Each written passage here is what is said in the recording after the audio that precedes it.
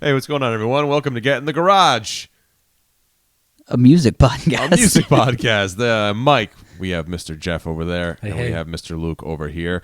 Today, we're kind of looking forward to doing this topic because it's one of our favorite bands. I think the three of us can mutually agree on that. Definitely. The Pink Floyd. So the idea was we were assigned a certain section of the discography. Luke took the early stuff, so Piper at the Gates of Dawn to more.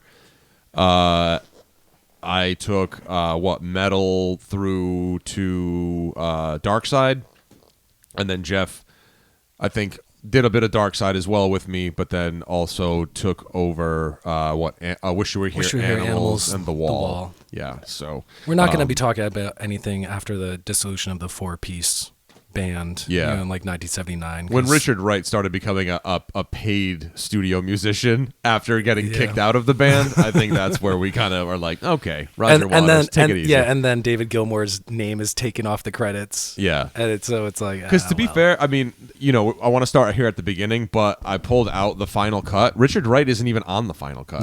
No. He doesn't play on it. No. And on The Wall, he is he's paid a like a studio musician's rate. He's not technically in the band. They just basically kick him out and then hire him as a studio guy, as like a session guy. Yeah, which is pretty. We'll get into it. Yeah, we'll get into that. So start from the beginning, though, right? So Luke, what I know that especially with you, like when it comes to Pink Floyd, your preference almost is kind of like at least the first album, right? I mean, that's like one of your favorite of the. I mean, okay, we all love Dark Side and so on, but I'm saying like that's one of your favorites. That first album. Yeah. So basically, let's like talk about like just a little groundwork. Pink Floyd really comes in as one of the kind of London-y, Cambridge-y like blues bands. The earliest recordings of Pink Floyd have them doing kind of blues R&B standards of the day. Yep. Slight psychedelic tinge. Really, it's the London underground that gets them really going, though. You know what I'm saying? Were they? I don't know if you know this off the top of your head, but were they one of those bands that was kind of around like the Marquee Club? Because I know that's where a lot of those bands, you know what I mean? So, like Clapton was Marquee. So that would be like around that kind of scene, but that would be the hierarchy of that scene. You know what I'm saying? Right. So like that would be the more known bands. The Pink Floyd really get famous out of a club called the UFO Club. Gotcha. Okay. So they were known as the Tea Set. What was it? The Screaming somethings. They also go by that name, but they play like there's a recorded set of them when they were known as the Tea Set, playing some like R&B and bluesy stuff with some psychedelic influence. But really they get taken off when they get a manager and they really start playing consistent dates at this club called the UFO Club. It's a very famous club. A lot of psychedelic travelers, I would say, congregated there. And that's where the band really started to form and to improvise long jams. So basically the band is Syd Barrett on guitar and vocals. You have Richard Wright on keyboards, Nick Mason on drums, and Roger Waters on bass. So that's the forming of the band. So basically what happens when they get a manager, UFO Club, they start kind of being a jam band of the psychedelic sort. You have the people doing the oil display in back of them. Right. Psychedelic scenes, all that kind of stuff. So what really happens, though, and you really get song structures, is when Pink Floyd gets a manager and they get a record deal. So you got hundreds of people showing up at the UFO Club. They get a manager. There's a bidding war between Parlophone Records and EMI. EMI gets the bigger, so they go with them. Yep. They get kind of unlimited studio time, but when they get in the studio, they realize they really don't have any songs, more of just jams. And so what happens here is you get Pipers at the Gates of Dawn, the debut album from Pink Floyd, and who steps up as main songwriter is Syd Barrett. You tend to get on the first album, the songs are shorter, and the themes are very psychedelic in style and sound, so they kind of really condensed what they had going and brought it in. So not really anywhere near kind of the this sort of long form kind of thing that would happen later on in their career. These are kind of like, I mean, I don't want to say more radio friendly, but definitely more they're shorter, so you know what I mean. Like they're basically it's like psychedelic pop. Right, so kind of thing. Not included on the English version of the album, the hit single "See Emily Play," which hit, I believe, number 6 in the UK charts, is basically the blueprint of the album and Pink Floyd's method of writing psychedelic pop music that that was really meant to kind of turn you on to a different kind of vibration. Yeah. That was really, and it's really one of the benchmark UK 1967 psychedelic songs of the era. And now, if you really just know classic Pink Floyd, you wouldn't really know "See Emily Play." So, like, when did you guys first hear of Syd Barrett Floyd? Because obviously, we hear it definitely in America. Don't get that early psychedelic. Probably when I was like 12. They had a pretty good website at the time that had a lot of flash animation, which was groundbreaking in like 2000, 2001. Yeah. And they had examples and I think full tracks available on there that were the tracks from Echoes, the greatest hits. So I heard like Astronomy Domine, See Emily Play, and is there a song about like bicycles? Yeah, I think the called Bike. Yeah. So those songs were part of that compilation. So I was able to hear those songs off their website back in like 2000, 2001. Were you at first shocked? Yeah, I would say I didn't like it compared to their later works. Yeah. It's kind of just a lot of heavy organ and monotone-ish single note type of singing or loopy doopy type of it's not really the thing that I'm drawn to musically, especially with Pink Floyd, which I gravitate to their later spacier, bluesier, ethereal work rather than their like pounding on an organ. Yeah, it's very rigid, song. right? Isn't it? It's like super English, super rigid. Yeah. Very talk like this. Oh yeah, thank you for also pointing out the incredible Englishness of it. It's sung in a British accent, which was pretty rare at the time.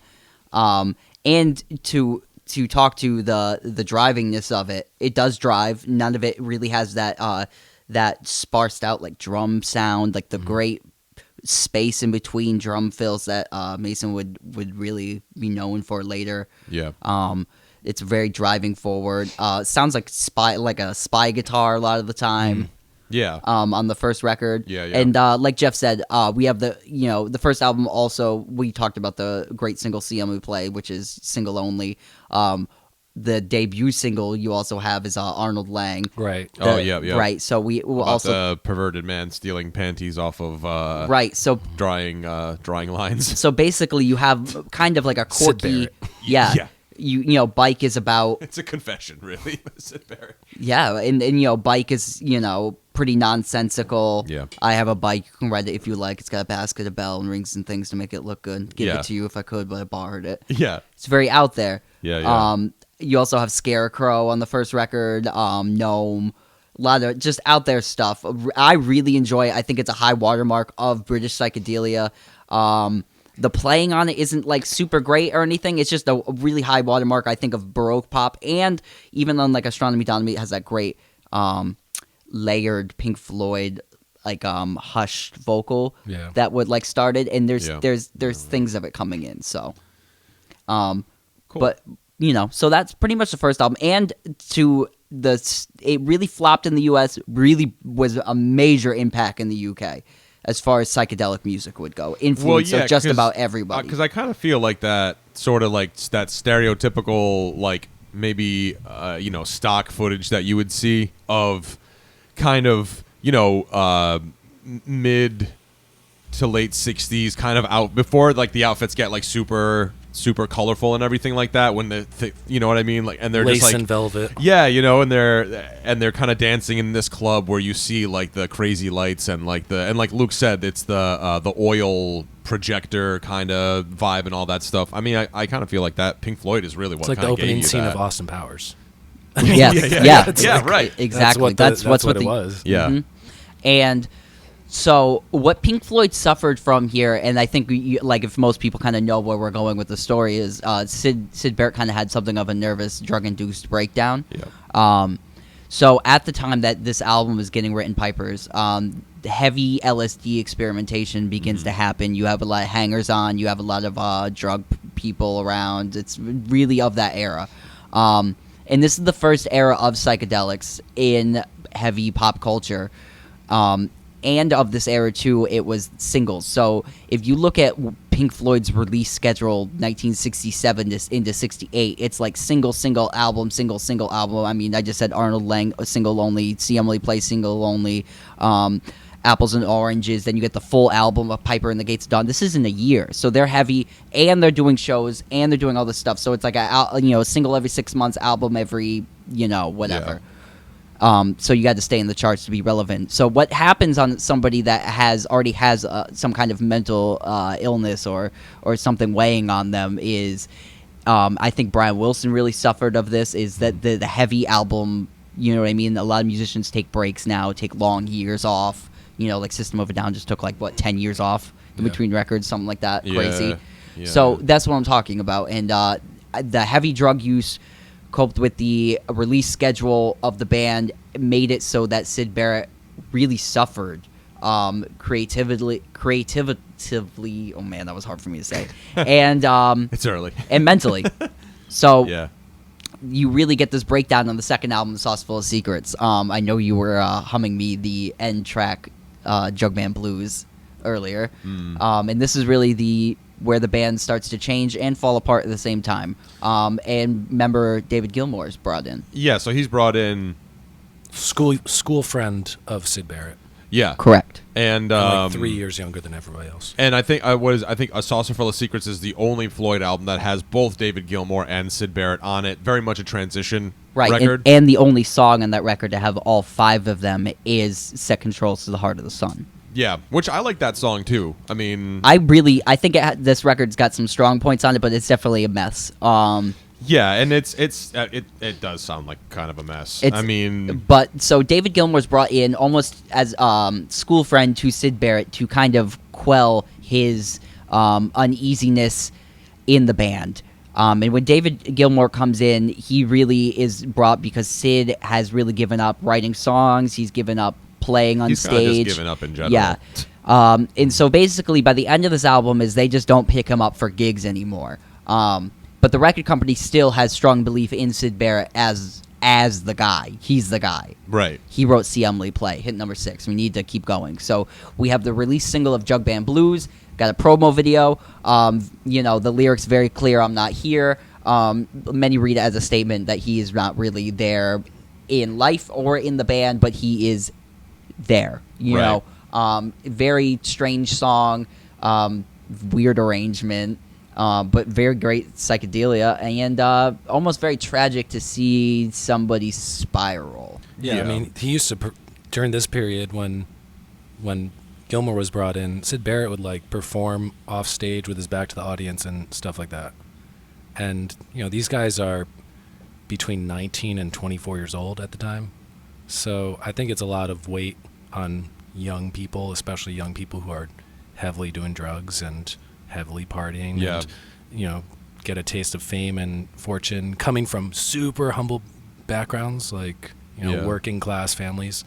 So I think it was just a classic rock and roll tale recipe for disaster. Yeah, and I think the thing people have to remember too is that this entire generation, this includes the Stones, the Yardbird, and all that, their contemporaries, they're coming out of this really dark post-World War II England, we've talked about it before. They're kind of like that, they're kind of like this wandering lost generation, I've seen interviews where when they first got a hold of I think it was Elvis or something in the UK, how it almost seemed like everything in England at the time was very black and white, and how all of a sudden it was they heard American rock and roll and they could see color again or something. It's it's kind of an interesting metaphor. Could you but if you imagine think about that, if you chemically induced and then saw even more? Right. That's what I mean. It's just it was just blowing everyone's mind. If I think of pre-psychedelic '60s in England,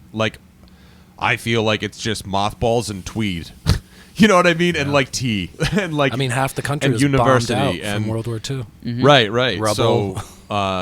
So I just think that, you have to, what I'm trying to say is you have to think about where are they coming from? Where are they coming out of? You know what I mean? And the long-term effects of that kind of stuff. And then when you throw psychedelic drugs in the mix, that no matter what, like some people will, have an experience that's enlightening, but I think a lot of other people probably started freaking out pretty bad. Yeah. And especially when you mix in fame and, pressure of like being this, it's like, hey, you're Pink Floyd now. Like you're this band, you have to kind of be this band.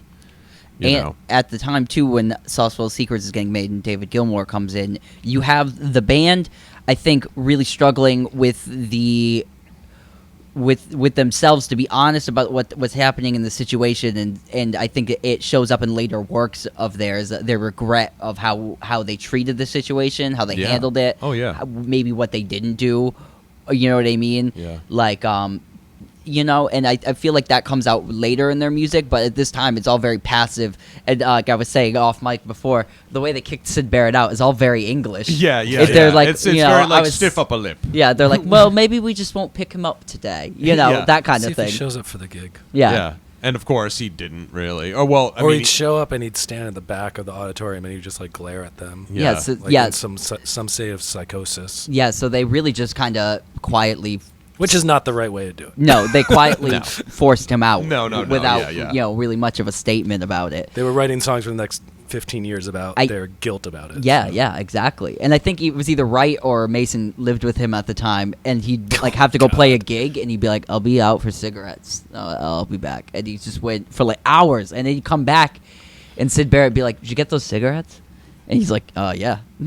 Like, just because I'll be in my room, see you. Yeah, he knew, but he didn't, you know what I mean? So, really, this is falling apart. But if you want some musical things on there that are worth their salt, Set Controls of the Heart of the Sun really became a hard staple in the band's set list up to almost about the mid-'70s.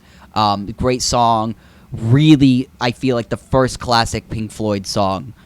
In the canon that would sound like them for the next decade. Yeah. Sauce Full of Secrets is kind of like an Adam Hart Mother style song suite. Yeah, song suite. It's not the best thing they ever did, but it's a good attempt. This album isn't a horrible listen. It's a good sense of what was happening psychedelically in '68 in the UK. And I think if you know the context of the story of between the members and stuff, it makes sense. It's very much like it sounds like it's a transitional record. Yeah. It's like you know. So it's like I think it's the brushing off of the first thing of like British psychedelia and the brushing off of the Syd Barrett era, transitioning into a David Gilmour era, which is more guitar based, more melodic based. Right.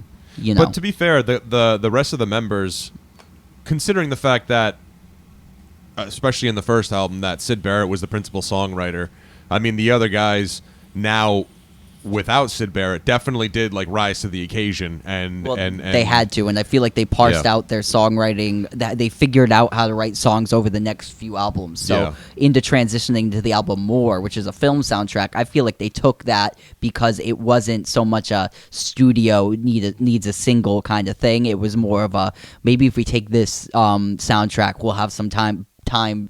We'll bide some time, be able to figure out how to write some songs in a structure because it needs to be to a certain time length, right? Yeah. So they would set it up that way. I think it was really healthy for the band.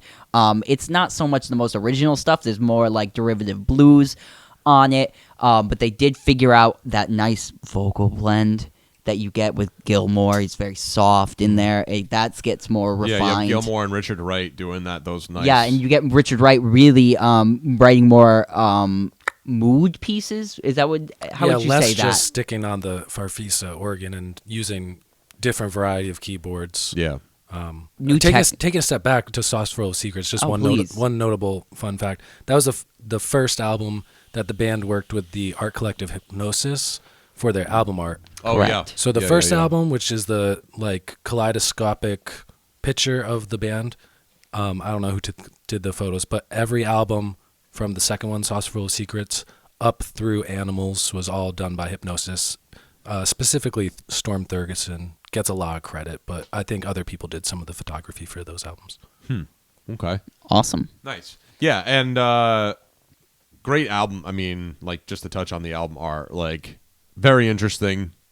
lot of like weird like photo negatives or like super zoomed in pictures where you don't really know what they are until somebody tells you what you're looking at. You know what I mean? You can kind of get it. It kind of sets you in a psychedelic state before you even really listen to the album. It really sets you up for what you're about to listen to. I think it's the idea of like the alternate reality thing. You know how psychedelic chemicals can kind of give you sort of like a different reality. You know, like that these album art covers were like very much kind of reflective of that. Yeah.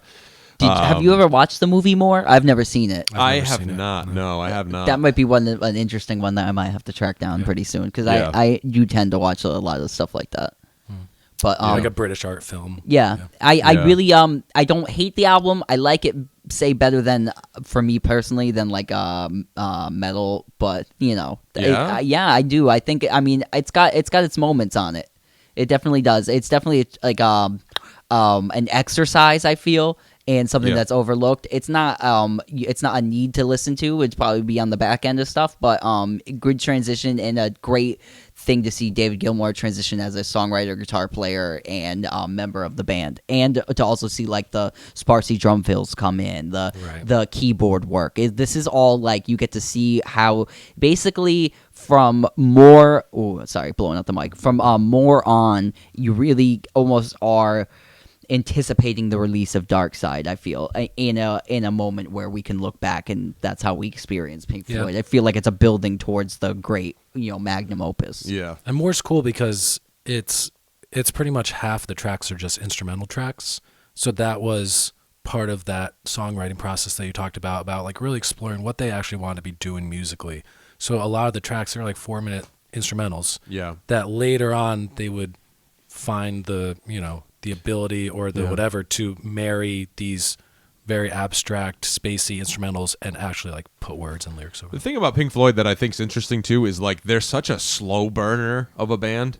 Yeah. They're not like if you look at Zeppelin, right, who just comes out of the gate with like an amazing first and second and third and fourth and fifth album. You know what I mean? Or like your Sabbaths where they come out and it's just like money every time. Like Pink Floyd, you can see like the first album was definitely its own sound, but then the transitionary period, you can see like it was real slow burner to finally build up to kind of like the Floyd that everybody now knows. You know what I mean? But like if you talk to the casual Pink Floyd listener, that you know what I mean, like these albums, like A Saucer Full of Secrets, More, Uma Guma, even I'll throw Adam Hart Mother in there. Those kinds of those middle albums. I feel like there's not a lot of people really know or have listened to those albums in their entirety. You know what I mean? A lot of them are challenging musically, and the shed of psychedelia and the progression of prog rock.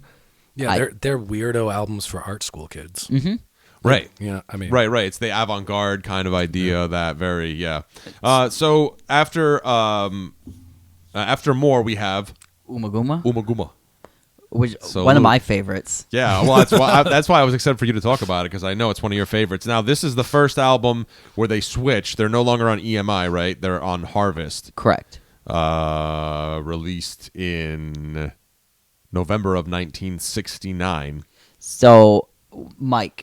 Yeah. What do you see this album as? Because, I see it as obviously another transition, but a different step in the transition because you get half live, half. So you get to see where they are live with some of their old material and some of the stuff that had got worked in. Yeah, this album, and I love Pink Floyd, but like for me, this album, I just never really connected with it. I thought you would have liked this one. I'm not saying that I don't like it. It's just that it's not really my go-to if I go Floyd. Like, I don't know. I'm a little bit later. I'm an Adam Hart Mother, metal, obscured by clouds kind of guy. If I'm gonna go the Floyd direction, similarly, like with this album, like the live stuff, where they do, like Careful with That Axe Eugene, Set the Controls for the Heart of Sun, A Saucer Full of Secrets, like that stuff. Like, but the original stuff, I'm into it. But like it never, I don't know. It was like, this is the best version of Set Controls to the Heart of the Sun, I think. Yeah. In the live set, you really get an expanded version of it.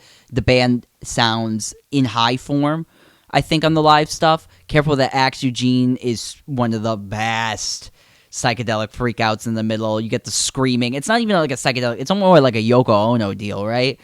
Because it's basically, the songs is like an axe murder kind of thing.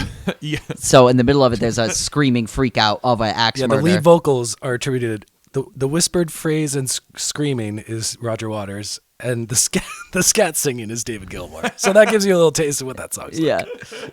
Careful with that axe, Eugene. Yeah. So yeah.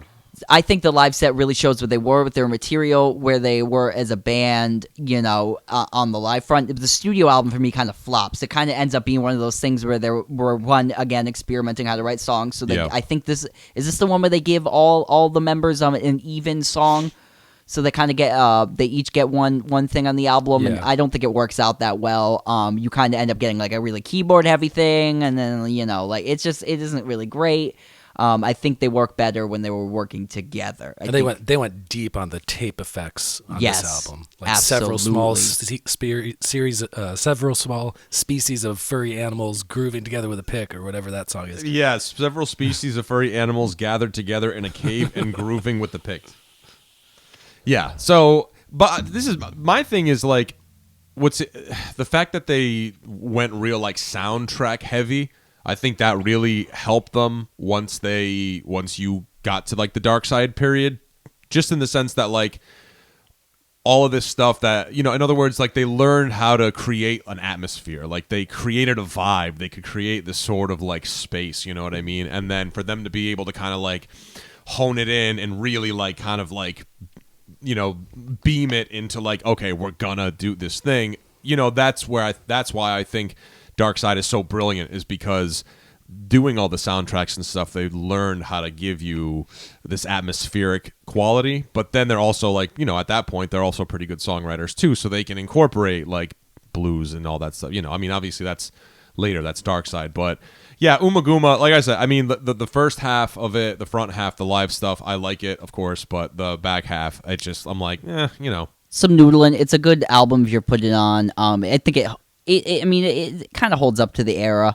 but again, just kind of more a little noodly for my taste. Yeah, great album cover. Oh yeah, this is the one where I think it's pronounced Drost effect.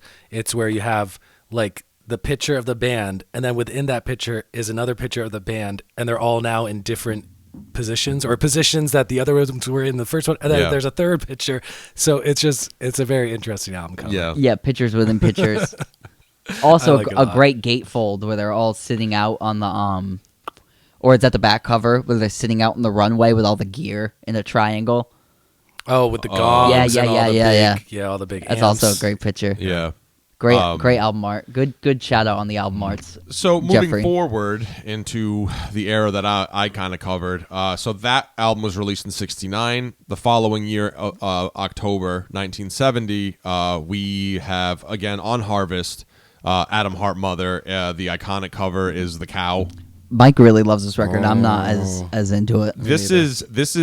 This might be one of my favorite Pink Floyd albums. More specifically, just the actual song, the Adam Hart Mother Suite. I've heard in interviews that David Gilmour absolutely hated that song, and that actually pretty much all the band members hated that song. I want to say they only performed it live a small handful of times, simply because, if you listen to the track, it's got horns, it's got a choir, it's got there's so much going on. Towards the end of the suite, you start getting like, everything starts getting played like backwards too. Like there's a lot of like interesting stuff going on. But at the same time, if you listen to the Adam Hart Mother Suite and then say you move on to like Metal, the song Echoes specifically, you see kind of like a similar arc in the way that they were writing these sort of like 25 minutes sort of big mammoth song suites. Right.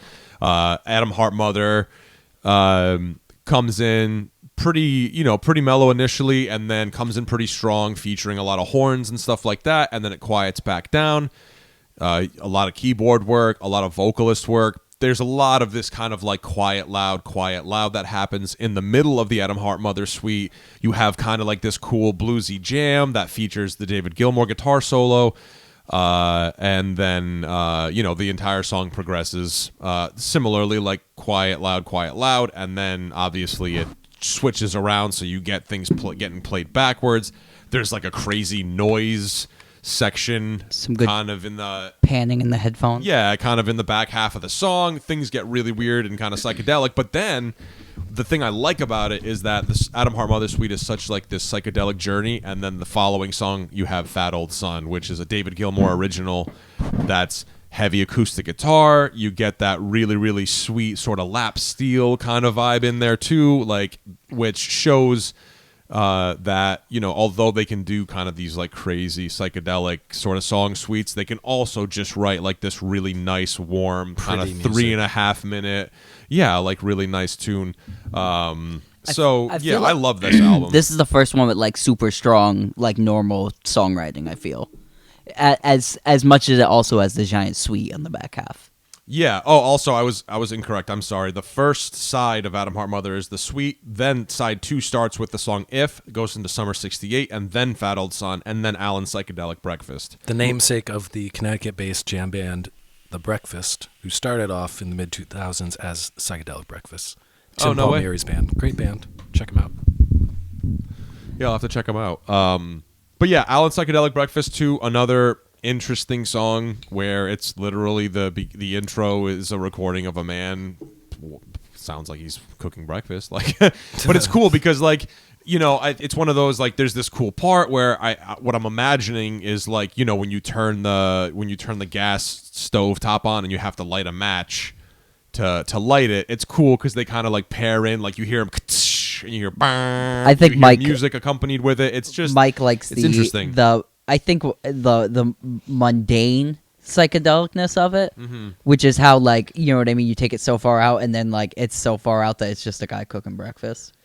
Do you know what I mean? Right, yeah. The Minutemen have a song like this too, and I can't think of what it's called, but at the top of my head, but it's on Double Nickels on the Dime, and he brought Mike Watt brought the song to D Boone, and D Boone went, "Man, this is like no one's gonna understand what you're saying. You're too far out. You're too ethereal."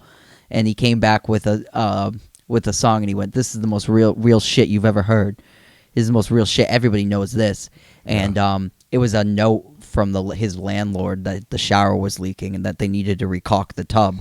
Because it was some real shit. Yeah. You know what I mean? Instead of getting so far out, it's so normal. I just think like the explorations in like The Ordinary. Yes, or you know, they went so far out in the extraordinary. Careful what that axe, Eugene. Yeah. That on the next album, it's just a guy cooking breakfast. It's some real shit. Right. I don't know. That's the way I always see it. I mean, I like the yin and yang. I like the creative art schoolness of it. Like if this was a art, like Jeff was saying earlier, if they had an art school record, I think this is it. Mostly for Adam Hart though. It's such a crazy piece.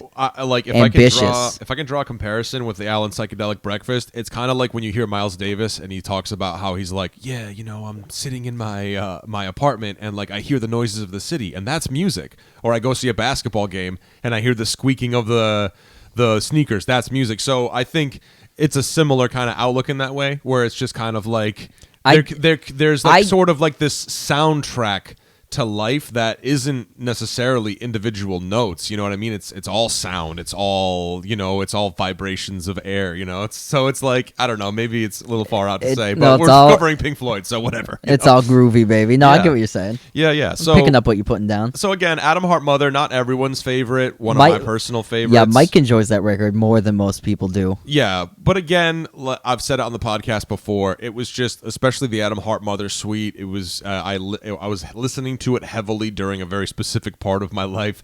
I'm very emotionally attached to that album.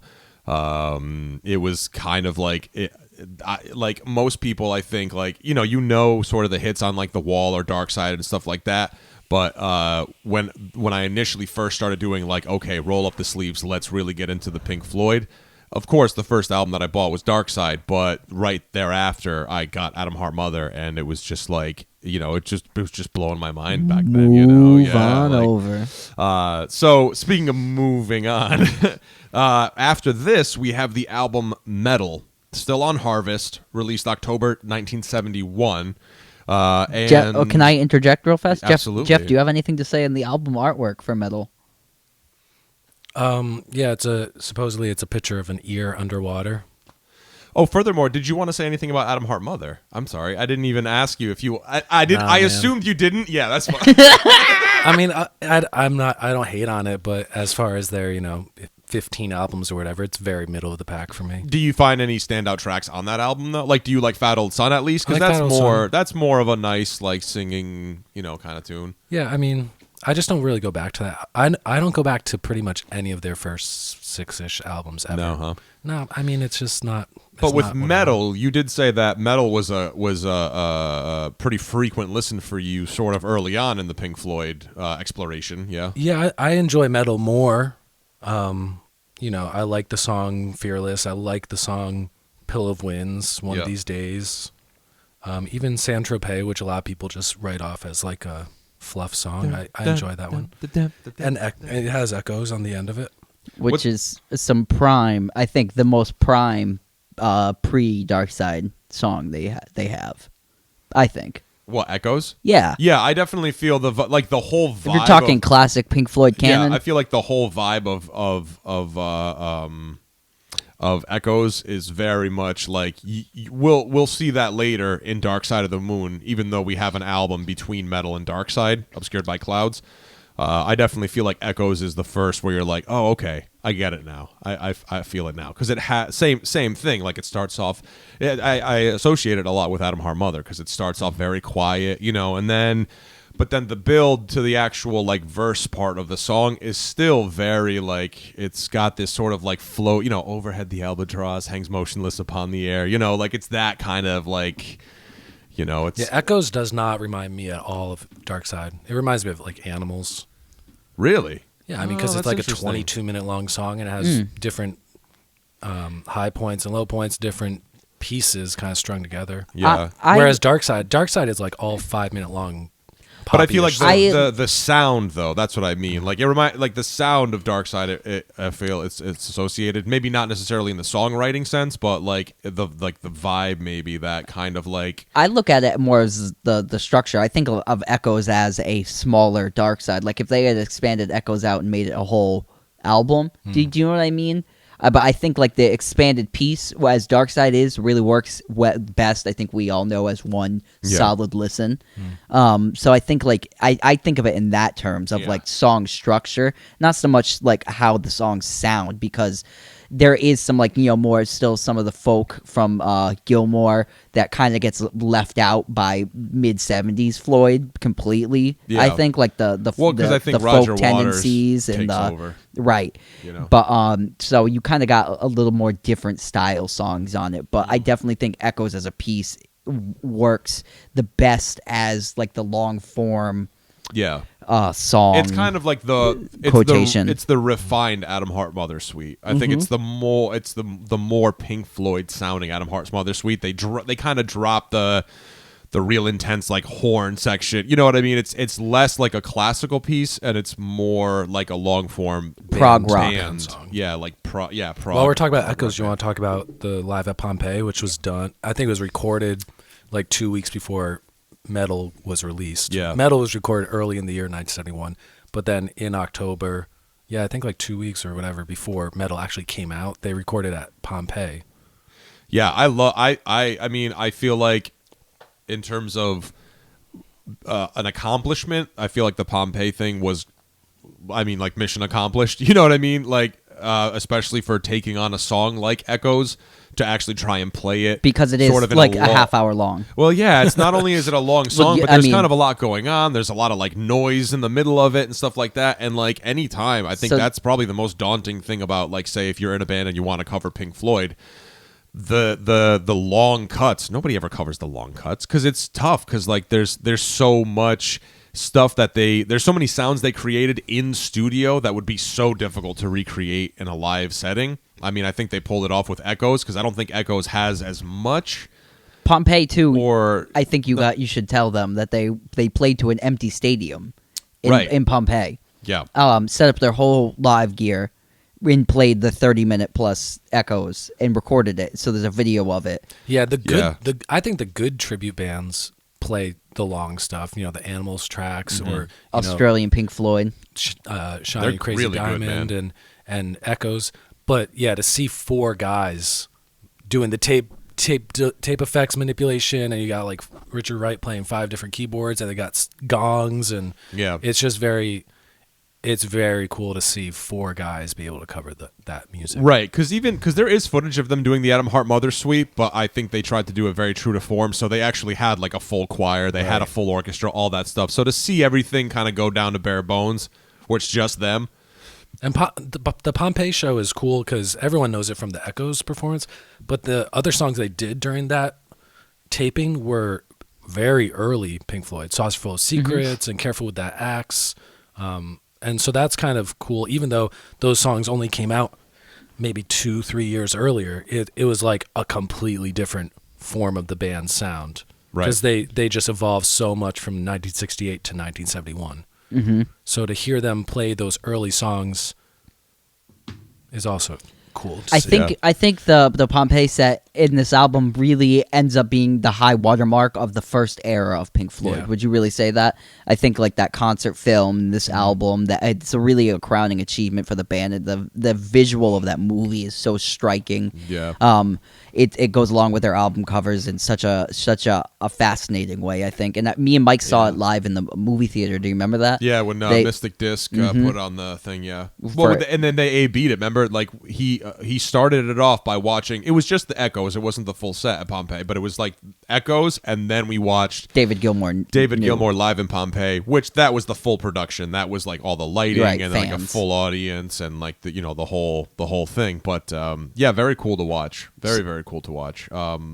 So yeah, metal. I mean, I love metal, but between metal and then the follow-up album, Obscured by Clouds, I'm more of an Obscured by Clouds guy as well. Really? That's another album that is a soundtrack to a film. I mean, there's definitely kind of like some, I don't want to say filler songs, but it's a soundtrack. I'd say filler. Yeah, but there's a couple of really good standout tracks for me. I really, really like the opening track to that album. Let me see. I can't remember what it's called. Obscured by Clouds. Yeah, the track Obscured by Clouds. I think What's the Deal is like a lot of fun too. Like that's a fun tune. Childhood's End is probably like one of my favorite Pink Floyd songs of all time. I like Stay. Stay is cool. Like there's some good cuts on that album. I mean, it definitely, when you find out that it's a soundtrack for a film, like it makes sense. I mean, there's a lot more singing, rather than maybe some of the other, like more has some more instrumental heavy stuff, which is also a soundtrack, but Obscured by Clouds definitely has has some actual singing and songwriting in it in that way. But yeah, I just think Childhood's End is another great tune that like would be foreshadowing into like Dark Side. Just kind of that, like the groove, like the groove that they have in that song, I feel like, definitely translate or, would kind of come out in the Dark Side stuff. But that's what I mean. Like what's interesting is you can look at those couple of albums. You can look at Adam Hart Mother, Obscured by Clouds, Metal, and when Dark Side happens, it makes sense. You can see all these albums kind of like if you just threw them all in a blender collectively and then you kind of squeeze them through like the Roger Waters songwriting. Can I also give you there you have Dark Side. Another thing to compare is almost like you have that middle period of Fleetwood Mac where they weren't the blues band with Peter Green anymore, and then they weren't Buckingham Nicks. They and Danny Kirkwood. On guitar and some other people floating around in that middle period, and it kind of leaves you with it's Fleetwood Mac, but is it Fleetwood Mac? Yeah, transitional period. Right. Yeah. Right. So I think that those albums, they're definitely like searching, trying to find their sound, and then Dark Side happens, and now you're like, okay, yep. It was and too. I think Dark Side was 72. Like, it's just like right place, right time. Yeah. Yeah, it's just like let's just move on to Dark Side because like let's be real again. This is 73 though. 73. Thank you. I mean, this is the album. In my opinion, this is the Pink Floyd album. I mean, there's so many albums in their catalog that I love, but I think for me, this is like the magnum opus. Even though I think Roger Waters believed that The Wall was the magnum opus, but no, he thought the Final Cut was the magnum opus. God. I mean, the final cut's got some good cuts on it. Don't get me wrong, but I just prefer either the straight David Gilmour songwriting or the David Gilmour with Roger Waters songwriting. But once things start getting to where it's Roger Waters is the principal songwriter and we get the whole, because that's the whole thing, right? Like leading up to here, Pink Floyd is a fairly successful band, but Dark Side of the Moon would be the album that launches them into like superstardom, I guess if you want to call it that. So why is Dark Side so good? I think that there's so many layers. Musically, it's a fantastic album. I think the recording is amazing. I think that shout out to Alan Parsons. I think that at this point they've really mastered kind of the in studio sort of sound effects thing, like the reverse, the taping, and the this and the like all that kind of crazy stuff that you hear on Dark Side. I think it's the first album where it's kind of done, I think, tastefully and not to the point where you're just kind of going cross-eyed because you're like, all right, man, I've been listening to 2.5 minutes of just this like crazy noise. Like, I mean, you get that on Dark Side, but you're not upset about it. Where I feel like maybe with some of the earlier albums, you're kind of like, all right, I feel like this is kind of getting dragged on a little bit here. Like it's kind of like, all right. But Dark Side, I feel like they really, really honed it in. Like everything is really reduced down to like all the best aspects of this band, and I think it really shows on this record. I feel like the difference mainly is the overarching theme of like humanity, and working class people and the strife of people. So I feel like it has a great sense of overall theme that is very recognizable. There's it's very, I mean, we've kind of talked about this before, but money, human, great, it's got death in it, it's got life, us and them, time, everything a human deals with on a subconscious level every day that we kind of try to push down. I feel like all that stuff is talked about in Dark Side of the Moon, so it's a very relatable record, and almost makes it like that whole, like it's a one long kind of story overarching of same kind of theme. Yeah. So I feel like that's why it's so successful. The other thing about it is the songs themselves. There's great pop songs in there. Right. And they're 4 or 5, and instead of like, you know what I mean, they're all strung together with the same kind of thread that makes it like, it's almost like you make it a blanket, right? Like a patch blanket. Each one has its own thing. When you connect it with the same thread, it's going to make it even more, more powerful of a thing. Yeah, and this is one of the first concept albums we see as well. Like the idea that every song runs into. I don't think it's one of the first. I definitely wouldn't even place it in that close. I think it's one of the most successful. I think that's... What would you say? Well, so then what would you say was maybe an earlier concept album? Oh my God, Sgt. Pepper. There's a jillion. Oh yeah, I suppose so. There's a jillion before you reach 73. Yeah. Tons. Yeah. Yeah, I think this album is successful both, musically and commercially, because it's not there's 2 songs, I think there's 3 songs. They're over 5 minutes on the album. And it's not just 5 tracks, it's 10 tracks. So it could actually play on radio because, 5 of the songs are 3.5 minutes long or shorter. And I think this album contains more melody than their previous 6, 7 albums combined. Like, they're just catchier songs of this album. Yeah. Us and Them, Money, Time, Breathe. Yeah. All of them are so much more singable and memorable, I think, than any of their earlier stuff. Definitely. I think like I stated this earlier, but the progression of the drumming too, where it's all sparsed out, it's got a lot of space in it. The drumming for me in Pink Floyd, when you get to Dark Side, it's so melodic with the song. It works in it so well. Everything's sitting in a groove, in a pocket. There's no fill that shouldn't be there. Yeah, it's you know what I mean. I wanted to ask you, like, as a drum, because I feel like people sleep on Nick Mason a lot. He's Like, groovy. He's some of the best drum fills I've ever heard recorded. Yeah, drum fills all day. They're beautiful, real tasteful, sparse. Oh my God, they're so tasteful. He's not overplaying. Great control. Yeah, and he can hang back. That's the thing I like about him, is that like he can very much just be like the percussion contribution to the song. He's not like, oh, look at me, look at me, look at me. No, he just gives the framework of the rhythm and just does a fill when there's space to do a fill. Mm-hmm. That's pretty much all he does. Yeah, he just serves the song. When there's space, that's a great. You know what I mean? It's really, I just think that's. I mean, obviously too, like the striking artwork on it, it just makes it all so cohesive. Yeah, and the album cover, the album cover is so iconic. Mm-hmm. You know, it's the pendulum style, like the triangle, right, with the light passing through it. Like it's just so, and the name of the album, The Dark Side of the Moon. Like there's such a, and between that and the actual album artwork too, like even if you had like I can't imagine like what it must have been like when that was new and you haven't actually listened to it and you first pick up the album without listening to it and you see it's called The Dark Side of the Moon. It's got this mysterious sort of, you know, album cover to it and stuff. Like, I mean, how exciting, you know, like just the idea of the Dark Side of the Moon. It's like, it's, you know, it's kind of, it, you know, it's far out, but the album itself just so effective and just incredible. Can I also maybe just like say one more little thing about it? Because obviously this album's been talked about to death, and we've talked about it on the show before. But I think the other thing that makes this album so successful is that maybe like when my parents, you know, my dad showed me Pink Floyd, showed me Dark Side of the Moon, this album, it almost is a way to see, because this album, what I'm trying to say is a lot of people won't tell you emotionally what life is all about, but they might think it might be a little bit easier to hand you a record to listen to. Yeah. And it might make you see people a little bit differently. I remember when I was a little kid and we were on the playground, we were talking about what our parents' favorite songs was. Maybe we were in first grade, and this kid, Kevin Brown, told me his dad's favorite song was Brick in the Wall.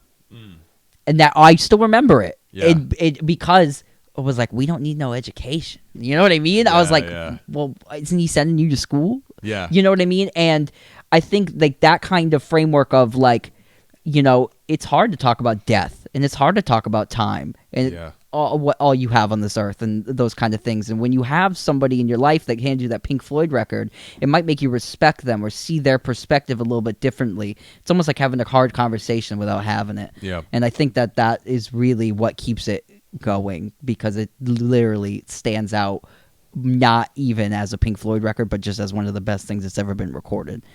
But so, you know, I think that, you know, I don't know. Well said.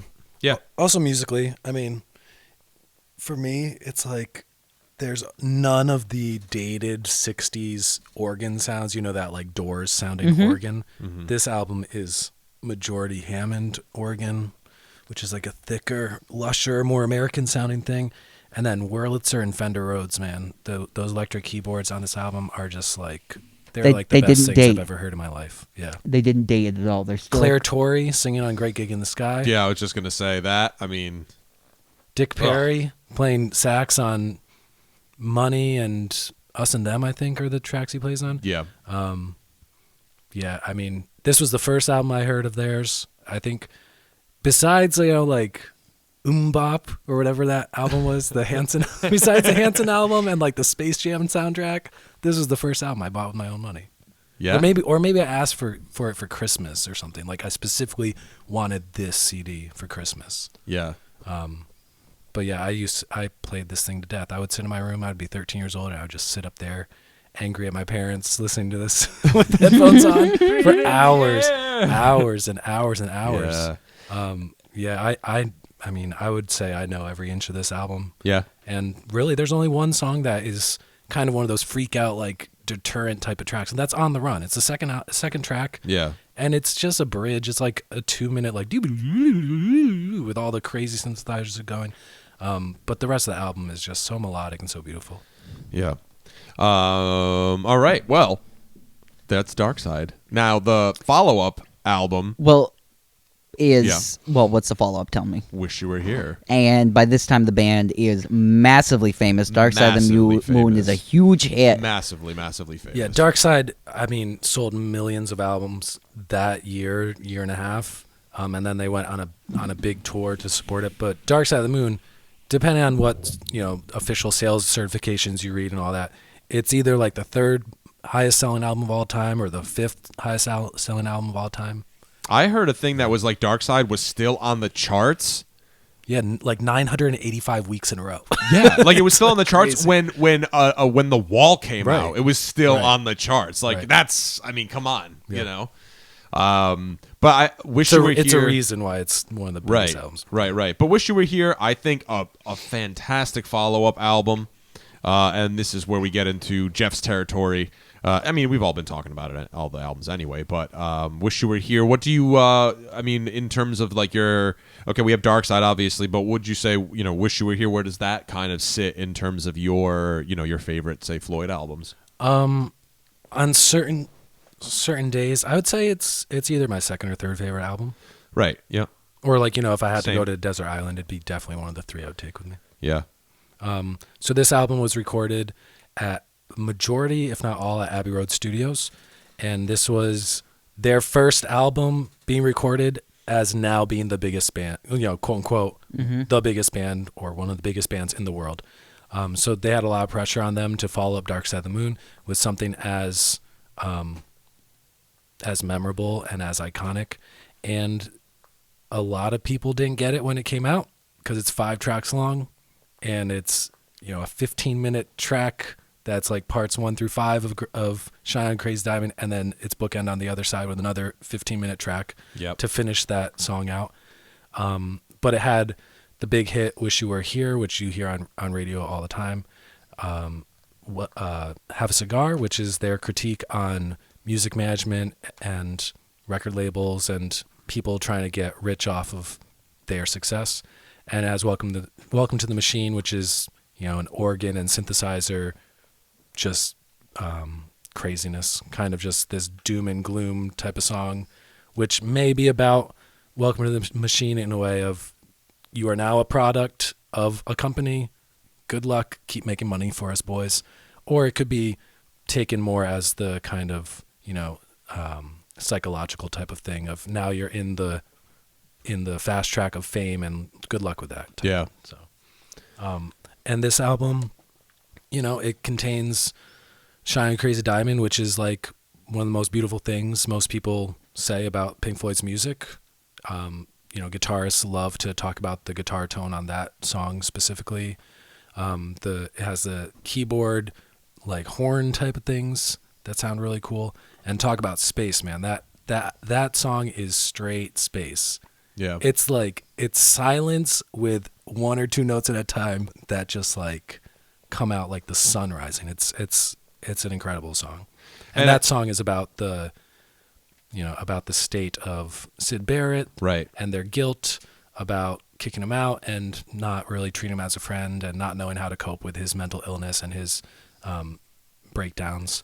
And also Wish You Were Here may also be about that as well, depending on which biography you read. It's either Roger Waters kind of self-reflecting more about like being in the trappings of fame, or it could be read as another Syd Barrett based like kind of ode to him. Yeah, I'd say that this album, especially with Shine On Your Crazy Diamond, it's blatantly about Syd Barrett. You know what I mean? Like, I think this is the first time we see a song that's like Syd Barrett is very, very clearly the inspiration behind the song. Right.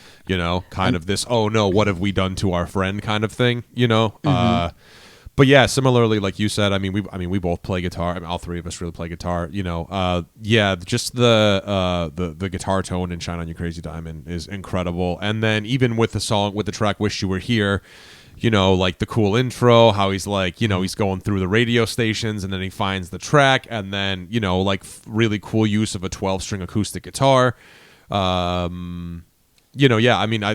album for me is just incredible. Like I absolutely adore this album. The only song I'm not a huge fan of is probably the song "Welcome to the Machine."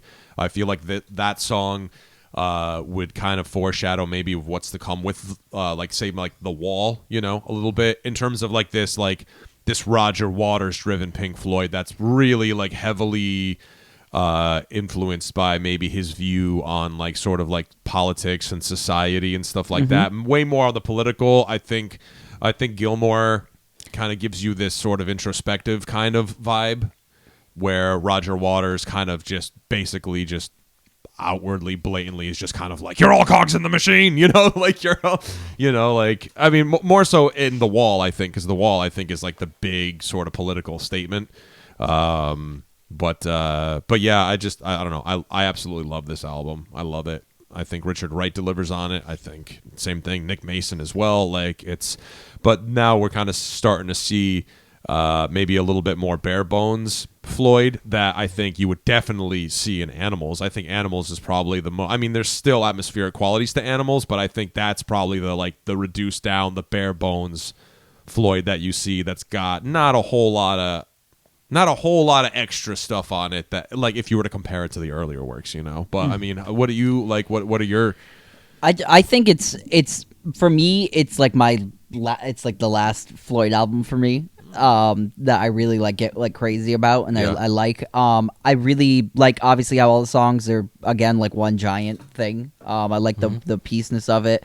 I like too how it's searching. It's kind of unsure of itself.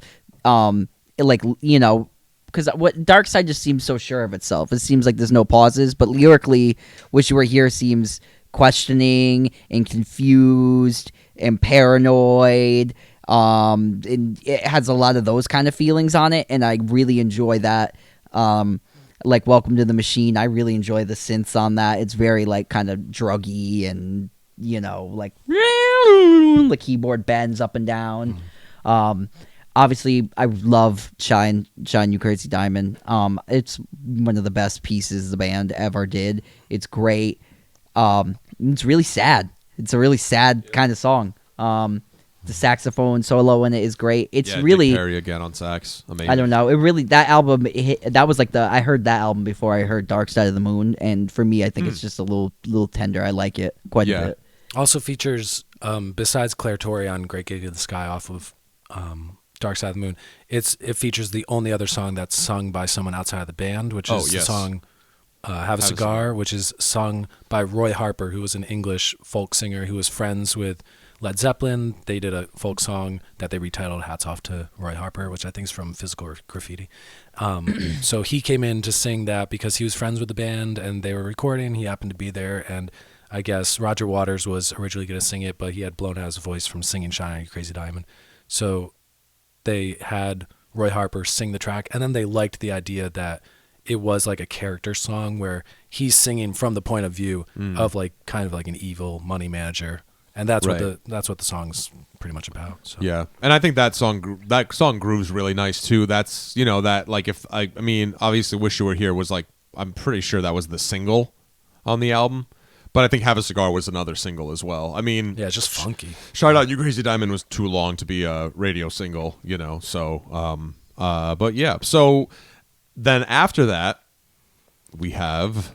Then they did Animals, which is super political, super social commentary. Animals. Probably one of my favorite Floyd albums. Another album like Wish You Were Here, where it's 5 tracks. But in this case, it's kind of, they invert it. Instead of 2 15-minute tracks bookending, it's like 2 2-minute acoustic guitar tracks. Yeah. The Pigs on the Wings Part 1 and 2. And so it's Pigs on the Wing Part 1, Dogs, Pigs, Sheep, and then Pigs on the Wing Part 2. And this album is kind of a take on George L. Orwell's Animal Farm, where it's the satire of culture, using farm animals as the metaphors for how the different classes work. So you got the dogs, who in the Pink Floyd Animals album, the dogs are the predators, possibly the people looking to take their money, et cetera, et cetera. The pigs are the ruthless people at the top of society, so politicians and the high social class and royalty, and then you have the mindless people, the sheep, who are at the other animals' will. This album is one of the last Pink Floyd albums I actually ever listened to, because I'm just not the biggest fan of Roger Waters' voice. Yeah. Or I hadn't been until my mid-20s, and after Dark Side of the Moon, like once Syd Barrett left, Roger Waters was kind of the head of Pink Floyd, the head songwriter and the head decision maker. But especially after the worldwide success of Dark Side of the Moon, Roger Waters like turned into the egomaniacal douchebag rock star, the stereotype. And he started to order all his bandmates around, and he started to tell them that their contributions weren't enough and they didn't like their songs. I believe the quote is, "I am Pink Floyd." Right. There's a reason why I've never listened to anything that Roger Waters has done after The Wall, because I have no interest in supporting someone who destroyed one of my favorite bands. Like, well, in a short way of saying it. Yeah, and that's I think that was the kind of the cost of success. Which one's Pink? Which one's Pink? Well, yeah, right. Sid Barrett. Yeah, I mean, let's be real. Sid Barrett is Pink, but I think Roger Waters had delusions of grandeur. Yeah, so Animals. Well, not really delusions. So Animals is it's interesting because really Gilmour only sings on Dogs, which was the only song he wrote on the album, and even on that track, Roger Waters sings some of the lead on that track. So it's like 90% Roger Waters singing, which is not exactly my cup of tea. So it took me a while to really get into this album. But once I did, I was glad I really gave it a chance because Dogs, Pigs, and Sheep are crazy songs. They're all amazing songs. And those are like mini song suites in themselves, each of them. Yeah. You know, you have Sheep, you have the Fender Rhodes intro by Rick Wright, which is, you know, like a 2-minute, just beautiful electric keyboard thing that segues into this rockin' track. You got Pigs, which has the driving cowbell beat, and it has the Heil, what do they call it? The talk box, pig sounding guitar solo. Yeah. And you have Dogs, which is kind of, Dogs sounded like their disco stuff on the Wall, because it's a very driving beat, but then it like breaks down in the middle to this like spacious, slow thing. Yeah. And then it comes back with the driving beat at the end. And this album is also just kind of strange because Roger Waters only played guitar in one song, which is, I don't know. I love his bass sound. That P bass, just thick, simple, stay to the groove, stay to the roots, just support the rest of the sound. And instead he only plays bass on Dogs, the David Gilmour track, and then David Gilmour plays bass on Sheep and Pigs, which is, I don't know, maybe just as like a teenager, as like a music quote unquote purist, you know, like just having my own thoughts about things. I was like, well, fuck this album because like they aren't even playing their own instruments or like or whatever. But when I went and actually like really got into this album in my late 20s, I love the bass stuff that David Gilmour plays on Pigs and on Sheep. It's kind of more interesting than anything Roger Waters played because he plays like with a slight chorus effect, or I know one of the songs, I know on Pigs it was a fretless bass. I'm not sure if Sheep was a fretless bass. So it gives it this like kind of liquid, almost out of tune kind of sound. Yeah. And he has more movement and he uses a pick instead of finger style a lot, like Roger Waters did sometimes. So just sonically, I love this album because I love it now because it's so different. But it took me 15 years to listen to this album. Yeah, it took a while. Yeah.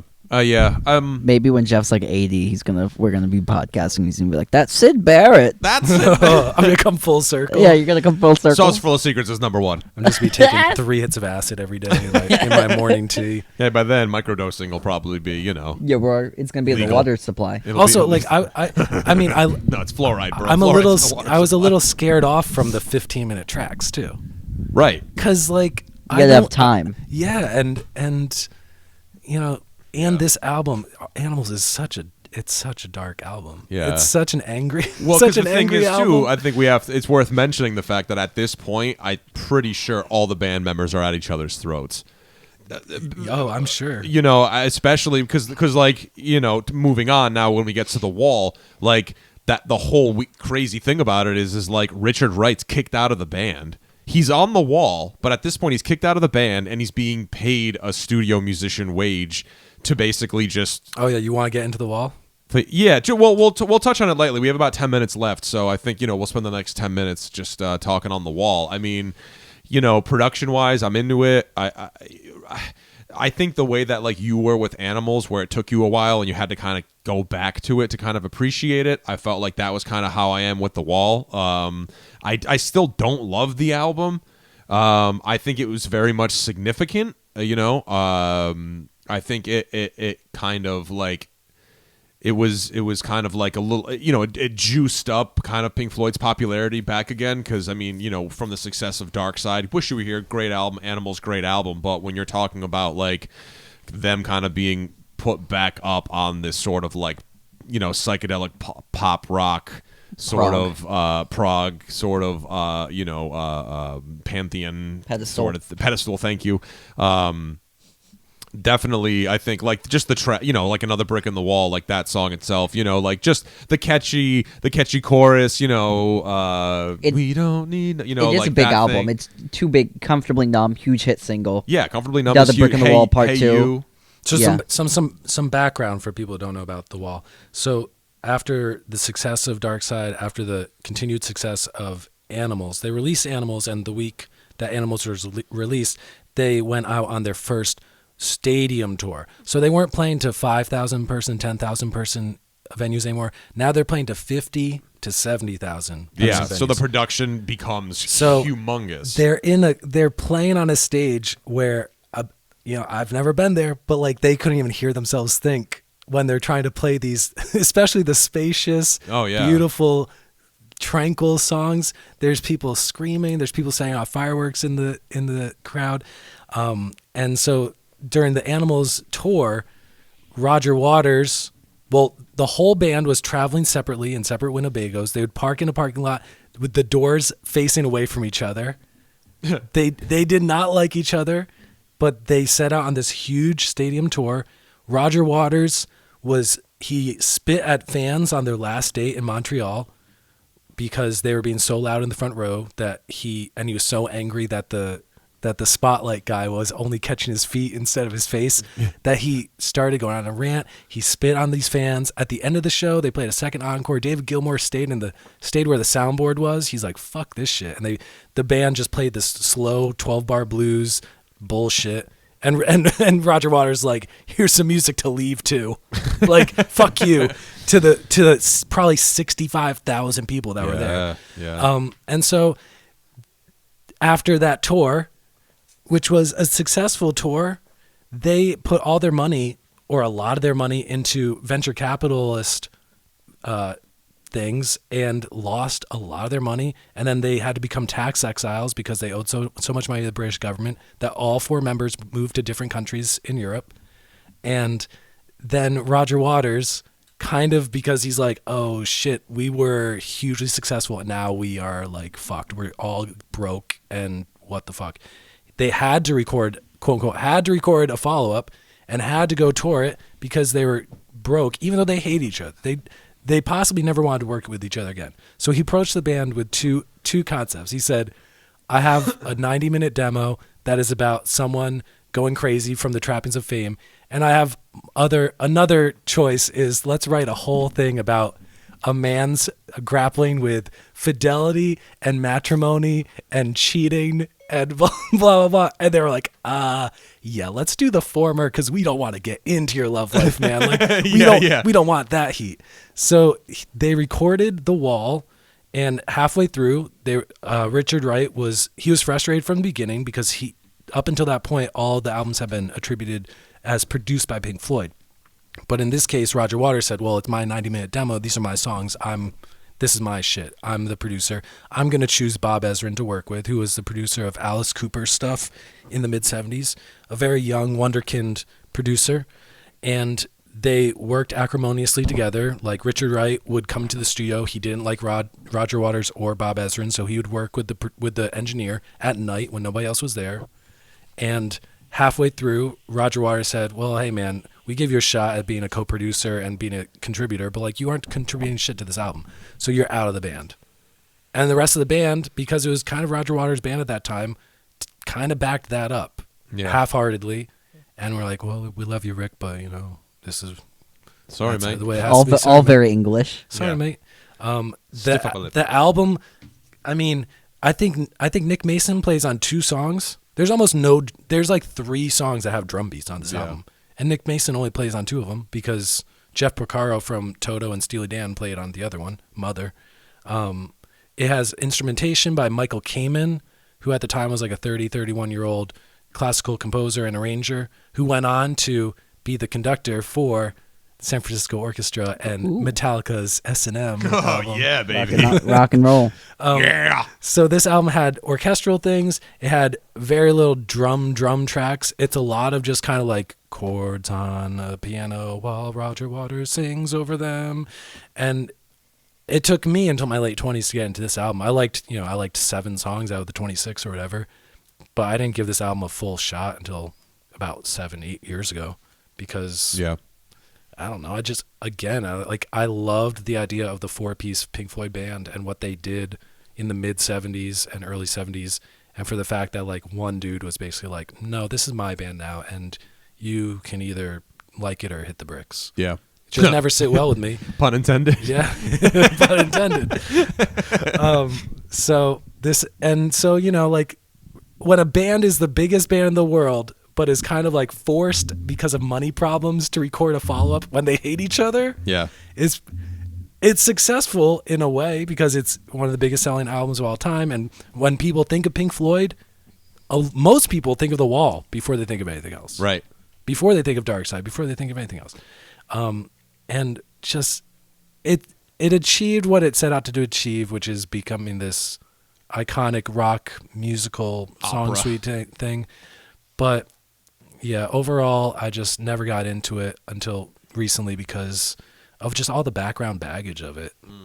It was just very sad to me that like Richard Wright, who actually he benefited because he was the only person to make money from the Wall tour, because the Wall tour was so extravagantly lavish and they spent so much money on set designs and these big floating pigs and queens and shit like that Richard Wright, because he wasn't an actual band member with money invested into the tour, he got paid as a musician. He's the only one who made money. That's amazing. Because the band lost about $1.5 million, $2 million. Yeah. Right on. Well, on that note, Luke has to go to the dentist. So goodbye, Luke. Shine on, you crazy diamond. Shine on, you crazy diamond. So it's just me and Jeff here. Luke has a dentist appointment. He has to go see Dr. Crentist. Dr. Acula. Dr. Acula. So yeah, overall, yeah, like The Wall, I mean, that's the thing that's baffling to me too, man, is like the just this sort of grandiose sort of like stage thing where he builds the wall piece by piece to knock it down to, you know what I mean? Like it's this whole thing. It was like this whole theatrical thing. And I mean, I've seen footage from it. Just bits and pieces just on YouTube, whatever. And you can see how disconnected the band is from each other. Like, you know what I mean? Like the wall coming down, I think, is kind of like a big metaphor just for like the band itself. Because I mean, even with the final cut, which were like the songs that didn't make the wall itself, you know, there's just, I don't know. That's just where things for me with Pink Floyd just get kind of wonky. Yeah, and I just don't get it because, like, The Wall was written in response to Roger Waters' awareness that becoming a big rock star was driving him crazy and making him a terrible person. So he wrote The Wall, and if you released it like Sgt. Pepper style and just put it out in the world, and I was like, yeah, we did the In the Flesh tour in 1977 to support animals. It was very successful, but also it kind of turned us all against each other and made us all terrible people. Yeah. But here's our statement about that. That'd be one thing. I guess I would get that. But to then mount this big production around it and just do more of the same is that is the madness. Yeah. Like that's the craziness. Is like he wrote an album that was, oh man, we're biting off more than we can chew. Well, let's take 3 more bites. It's like doesn't make sense. Right, yeah. And like I said, I mean, like we said, you know, the album itself's got a lot of really, really great cuts on it. Stuff that I like. I mean, Comfortably Numb, probably one of the most iconic guitar solos. Probably one of the most like learned, I would say. You know, just as like being a guitar player and just learning different solos to try to like, you know, get the craft out and stuff. I mean, Comfortably Numb's amazing. Similarly with Another Brick in the Wall, like, you know. But I mean, it's got its high points. I mean, there's a reason why if I'm, you know, like if you're at Thanksgiving dinner and there's a kid and you're like, how can you have any pudding if you don't eat your meat? You know, like it's like little silly things like that, you know, definitely, you know, permeate kind of like culture. Yeah, it does and stuff have like some of their better songs, I think, are on this album. Another Brick in the Wall. Yeah. Part 2. That's the rated one. Hey You. Great song. Comfortably Numb. Young Lust. Yeah. Mother. Run for Your Life. Mother. Yeah. Run for Your Life. I mean, yeah. there are great. Oh, sorry. Run Like Hell is what the song's called. Oh, was Run for Your Life? Was that? Never mind. I'm thinking. I'm confusing it with something else. Never mind. Carry on. Sorry. In the Flesh, like there's a lot of good songs on this album, and overall, it's a cohesive work. I think it's very successful. Yeah. But it's also like, it's you should listen to this album all the way through. I mean, if you're picking and choosing those hit songs, do your thing, because those are great hit songs, standalone tracks. But give yourself the hour and a half to listen to this album. It's worth a listen. Sometime. And set it on your Spotify if you're digitally listening, like I do most of the time. Set it to repeat all at the end. Yeah. Because it's an interesting way that they do it, where the last song fades into the first song. Right. So yeah, give it a shot if you haven't listened to it, or if you always thought it was just over the top and too, self-important.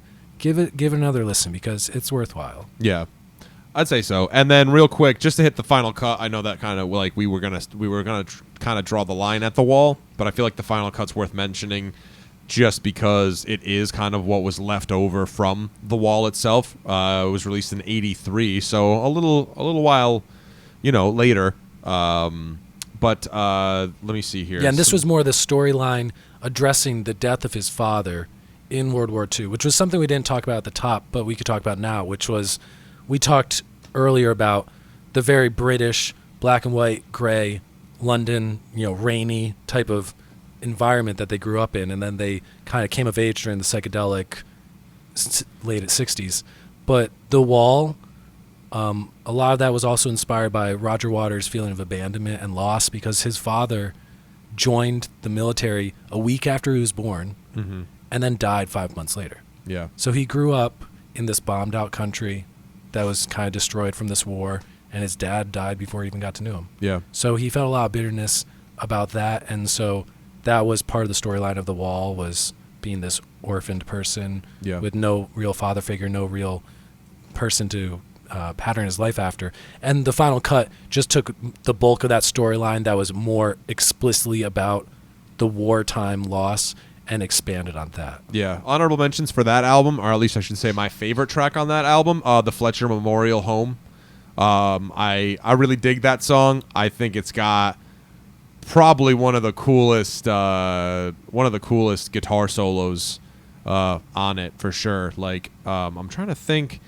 I mean, obviously it was written by Roger Waters, but I'm trying to remember whether or not that guitar solo was in fact written or was in fact performed by David Gilmour, because I think initially, like, I thought that it didn't excuse me, have David Gilmour on there, but no, it was him.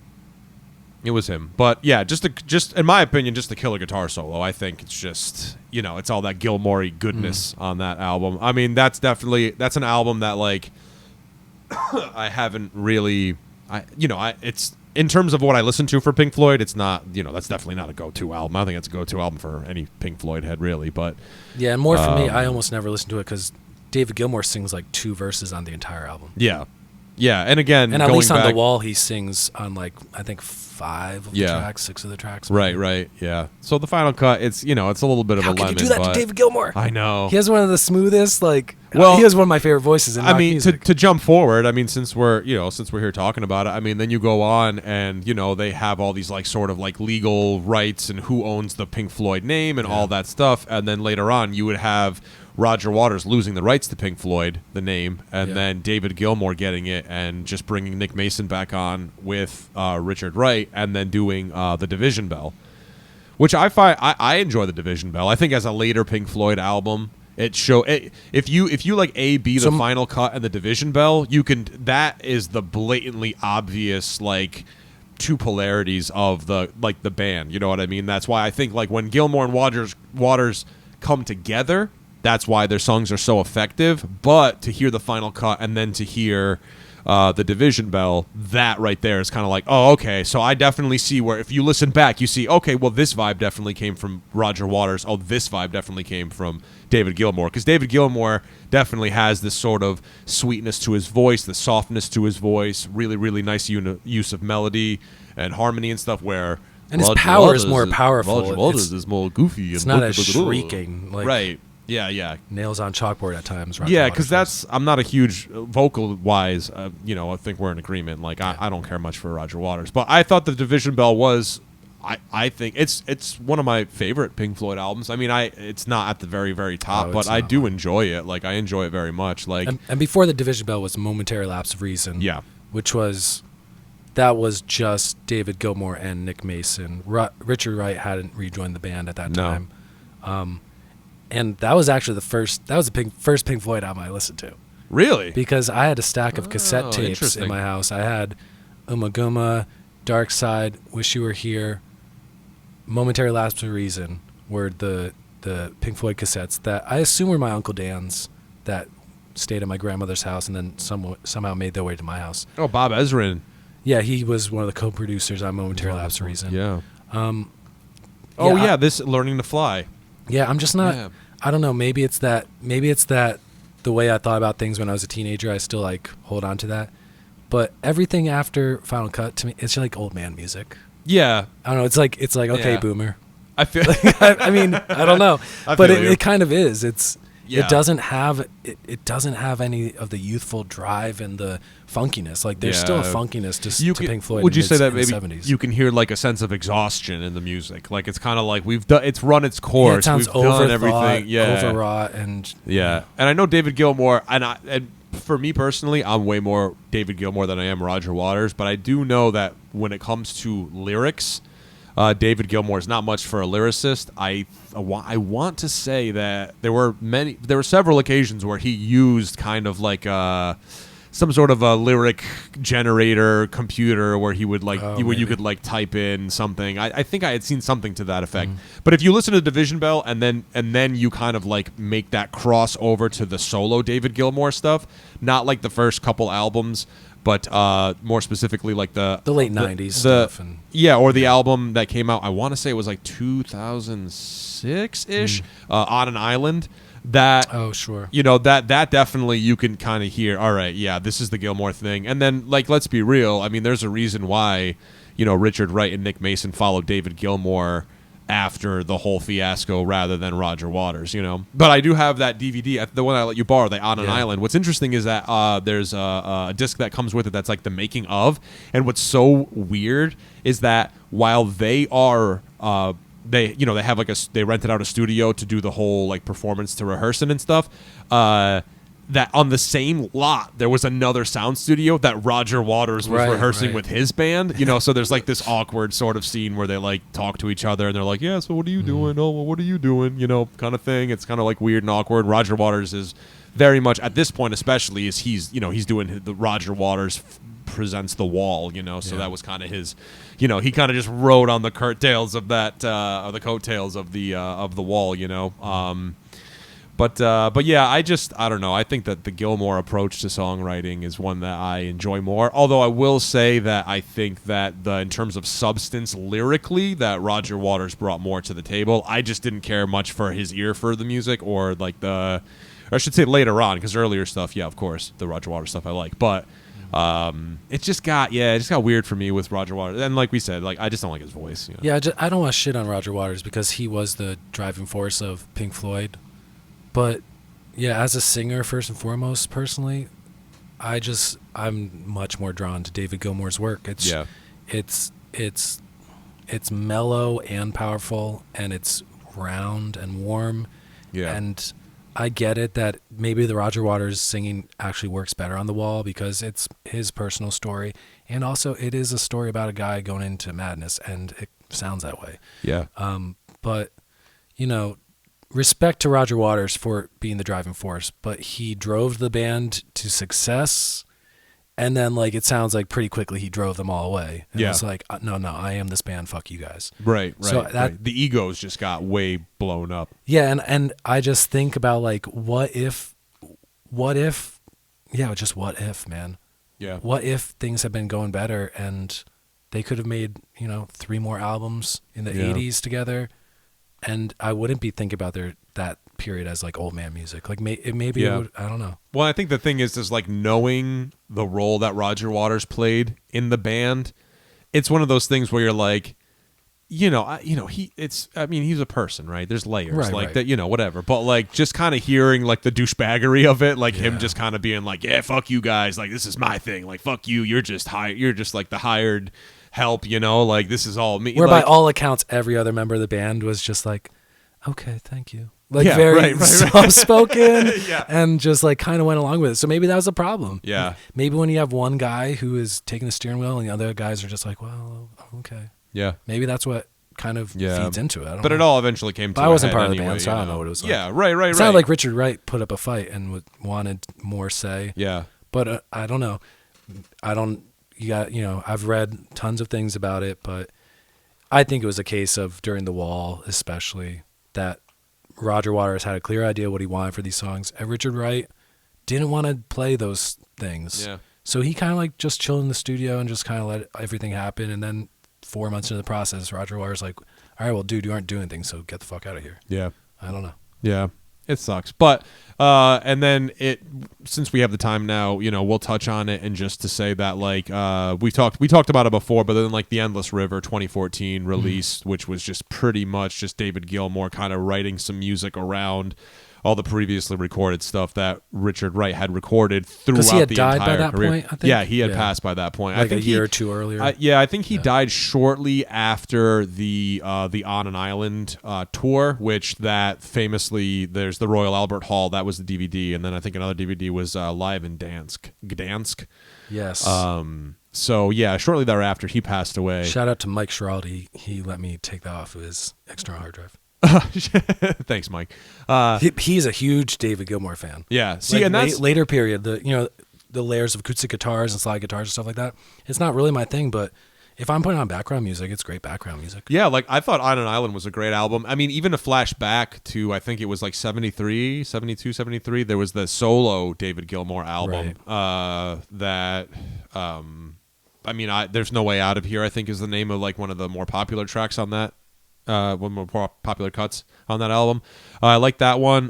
There was another one that came out. I think it's something like On My Way or Way Out or something like that, where it's like him in like a leather jacket, like looking off and like pointing his finger. I didn't care much for that album. I think that Gilmour didn't. I don't know. I feel like the 80s sound, Gilmour didn't really meld well with the 80s sound. As I don't think he was as effective with it as, say, maybe Roger Waters was. But yeah, On an Island was cool. And then I want to say the latest release from David Gilmour, I think it is called Rattle That Lock. I know that was the single off of the album. I don't know if that's the name of the album itself, but also, a pretty cool album worth listening to, I think. I mean, it's not my favorite. It's definitely like, all right. If you had to talk about David Gilmour, if you, guitarist to guitarist, where does he fit for you as far as your list of guitarists or influences? I think he's easily top 5. What I love about David Gilmour as a guitar player is the fact that, yes, he can take like a ripping solo.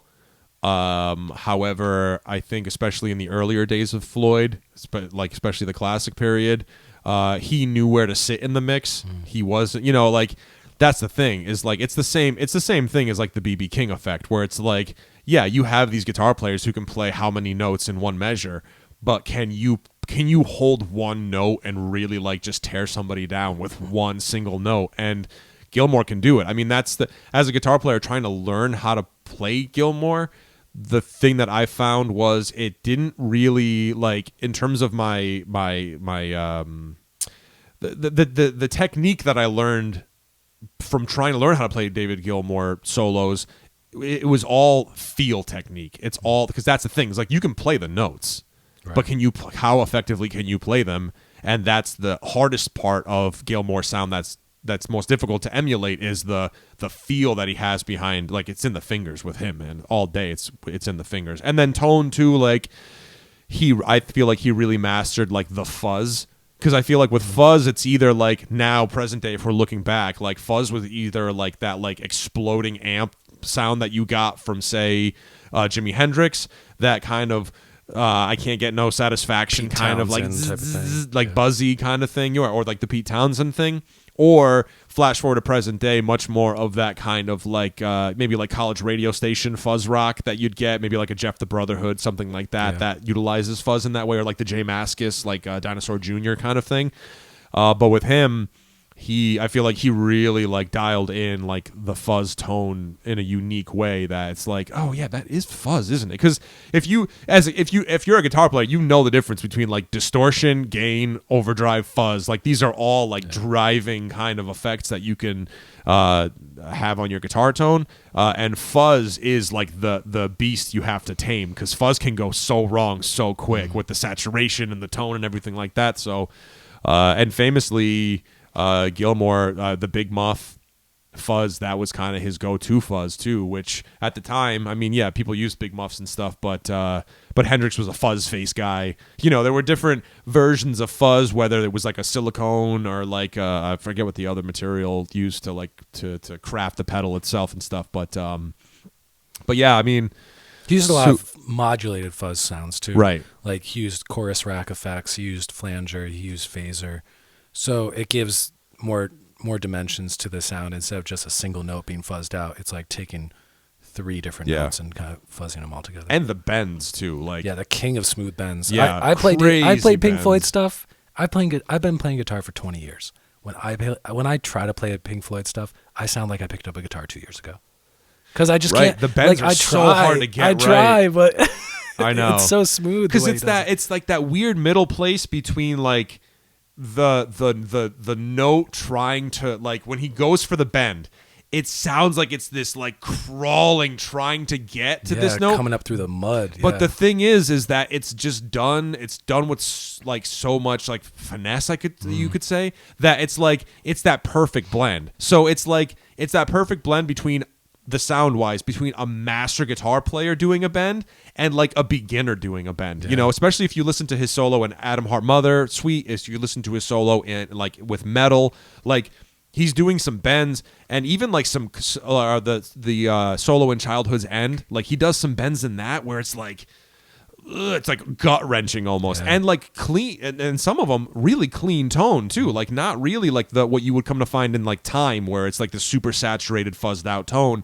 You know, Childhood to End in contrast is very much a clean guitar, just a little bit of overdrive, you know. So yeah, the king of bends. I mean, we touched on Nick Mason, we touched on Roger Waters with the P-bass sound, like that really nice hard bopping kind of sound, and then Richard Wright, of course.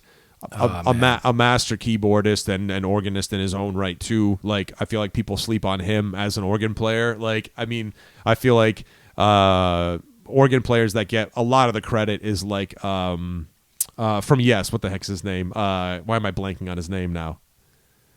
He wore the cape. From Yes. I know. Oh come on! What the hell's his name? I feel like a chump now because we've covered Yes so many times.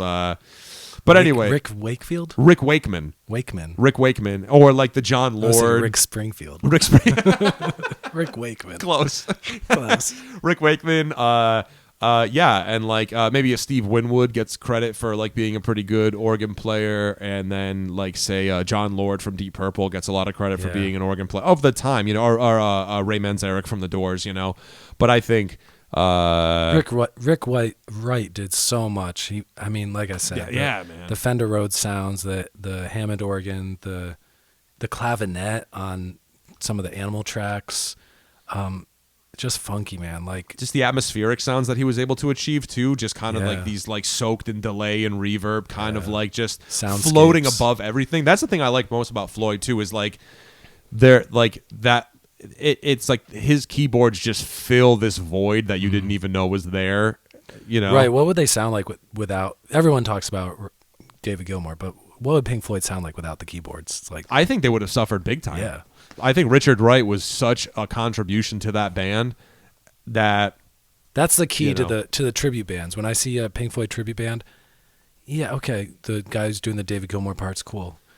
If the keyboard player is subpar, it's so apparent. Right. Because it takes the entire mood of the song and changes it completely. Right. And that's shout out to Echoes of Floyd. That dude, I think they're based in Maine. I saw them in Maine, so I think they're based up there. But that keyboard player for that group did a hell of a job. Yeah. And I don't know what he was playing on. He might have been playing through like a Nord Stage 3 that just has a million sounds on it. But he did a great job covering that terrain, because I think it's difficult to emulate those sounds. And also Richard Wright making a contribution vocally too, because he would do a lot of those harmonies with the guys and stuff too. Us you know what I mean? Yeah. he's the one. Not to draw too much of a weird comparison here, but it's in the same way that Michael Anthony and Van Halen. Like people didn't really know that Michael Anthony was doing all those crazy vocals in the background. You know what I mean? And it's like Richard Wright, likewise. Like he was such a contribution to the band, and that I think for me when I was really diving deep into the lore of Pink Floyd, to see the way that he was treated by Roger Waters.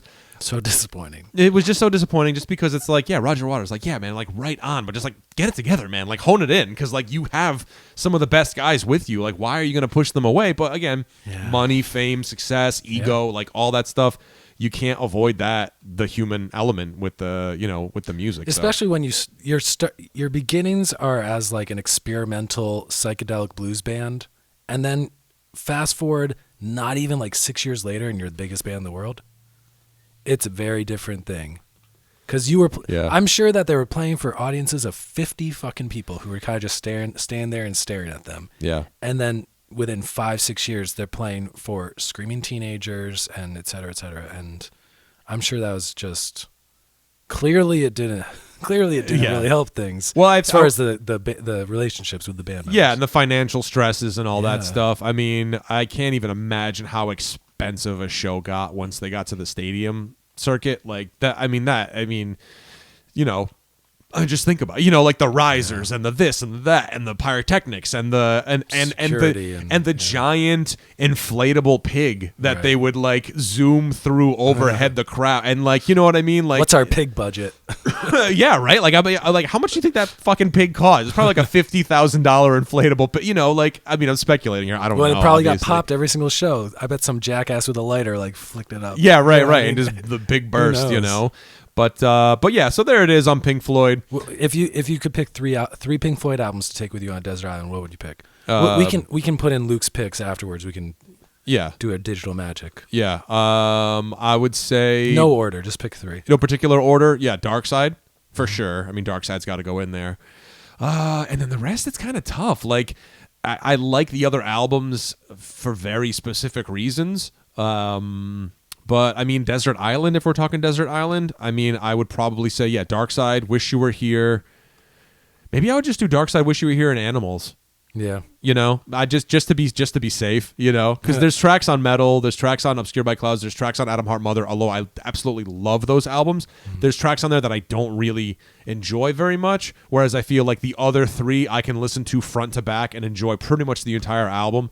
I mean, of all of that, of those three, I think maybe, like I said earlier, Welcome to the Machine, not my favorite song, but I think the rest of Wish You Were Here is just such a striking album and so successful that that I'd probably go with those three. So how about you? My three would be Dark Side of the Moon, Wish You Were Here, and I'd probably choose The Wall. Because although if I was on a desert island and somehow I had some way to play these albums... You would want a soundtrack while you're slipping into your madness? Yeah, I mean... Being on a desert island, just like losing your fucking mind. Well, like I would probably after a while not listen to like 10 to 15 of the songs. Yeah. But like 10 to 15 of them I really do like. Mm-hmm. And I like Animals as well, but Animals is 30 minutes of music. And so maybe not 30, but it's like 45 minutes. But what I'm saying, But I would probably choose The Wall because just cumulatively, like I probably would listen to about 60 minutes of that. Right. I don't know. It's like maybe Desert Island books, like you pick a longer book rather than a shorter book. Right. Because it's like, well, I'm here for the rest of my life. So, exactly. So you know what? Maybe I'll redact that. So maybe I would go with maybe I'd go with The Wall as well, just for volume of music, then that way. Yeah. So yeah, right on. So yeah, we'll have to ask Luke and see whenever we see him next to let us know what the thing is. Maybe we'll just post it up on our Instagram. Just give you our three. I'm gonna guess. I'm gonna say he'd say Dark Side of the Moon. Yep.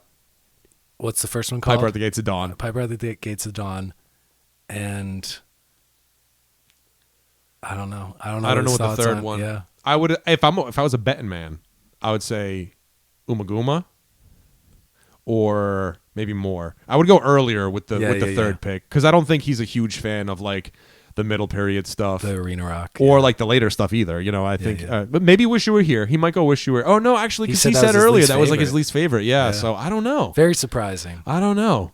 Yeah, we'll have to ask him. Either way, we'll have to ask him. Anyway, Shine on, Crazy Diamonds. Shine on, you crazy diamonds. We love you guys. Don't forget to give us likes, follow, subscribes on all listen to Pink social Floyd. They media got like 15 platforms. albums. Yeah, and listen to Pink Floyd, guys. I mean, they're one of the greatest It's a rock rainy bands of all day time. today. Perfect day to put it on. Yeah, exactly. So shine on, you crazy diamonds. We love you guys. We'll see you next time. Wish you were here. Wish you were here.